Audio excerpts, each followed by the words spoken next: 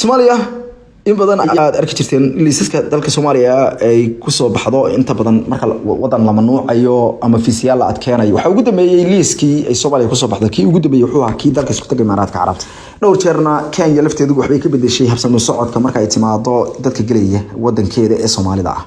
markaasi hadeerto Soomaaliya ayaa waxa ay doonaysaa in ay sumuujiso dunidooda tusto in ay iyaduna tahay dal soo noqday oo leh dawlad iyo waax socdaalka oo shaqeynaysa warmurtiyeed ay soo saartay ama war ay soo saartay bayaan ay soo saartay andhaho ama go'aan ay soo saartay waaxda dhinaca socdaalka hay'adda socdaalka iyo jinsiyadaha ee dawladda Soomaaliya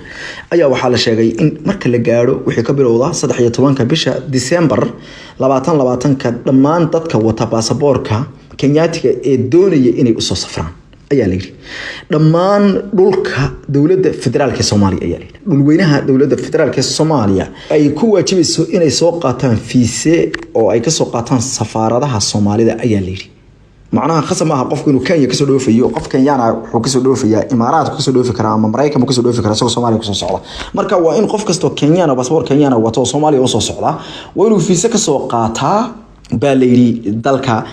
ومركزي سفارة الصومالية كتالو وكسر صعود هدو كي يشوفنا ساسو كلوي الصومالية وحا أي شيء كتي إن أي تن وقول له هاي حنون كفافها تران أو درسانية يسدوا كلا إن الخبيو اللي السعودال كيسوق جلوتك يرفقاقة دالك أردن يأمن كدالك إن كرلا قاضي دولة فدرال كصوماليا يا دوان وحا البريسي ودالك كعاد سفير كي دالك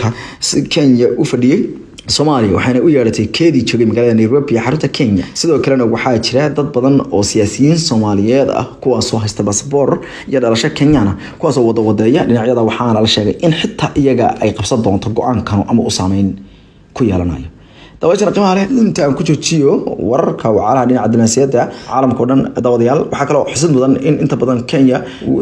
fiisaha loo sii jiray on arrival waxa loo yaqaano marka ay yimaad soo gaaraan halka Soomaalidana ay fiisaha xareystaan $200 ay fiisaha Kenya ay ku iibsadaan kadibna wajeer lagu sii hubi jiray kadibna ay Kenya saas ku kali jiray inta aan ku joojinayo daawadayaal amaanaha